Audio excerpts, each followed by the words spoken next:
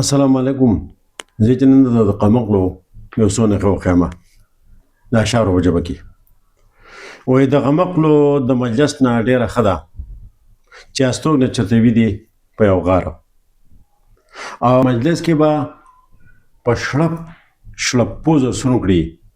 او کله کله پکې شړپ وکړي نسواره او په هر ځای کې کوي ګودې ګودې خبرې په هر ځای کې کوي ګودې ګودې خبرې سړی ستړی کړي شي سر کې ګړزاره او نه اعتبار به پرې کوي په پټو سترګو او احمقان جوړ کړي پنجاب نه قندهاره. وایي ته اعتبار به پرې کوې په پټو سترګو او دی به جوړ کړي د پنجاب نه قندهاره. لوی لوی بغې وباسي په هر جنګ کې او هله چپ شي چې پې سم وشي ګزاره او د مسکینو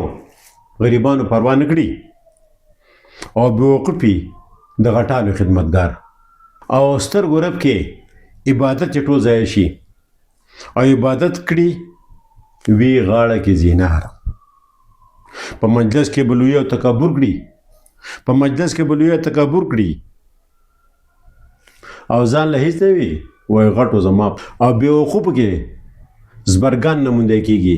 بېوقوفو کې زبرګان نه موندی کېږي او که زرګونه درته ودروم په قطار او بېوقوف ځان نه د لویو سره ګرځي او قد کم شي خیر که ځان له وي سردار او کله کله یې هیرس داسې ړون کوڼ کړي کله کله یې هیرس داسې ړون کوڼ کړي چې څه وویني وایي دغه مې په کار. د کمقلو نه خو غر هم پناه غواړي درته څه به ووایم زه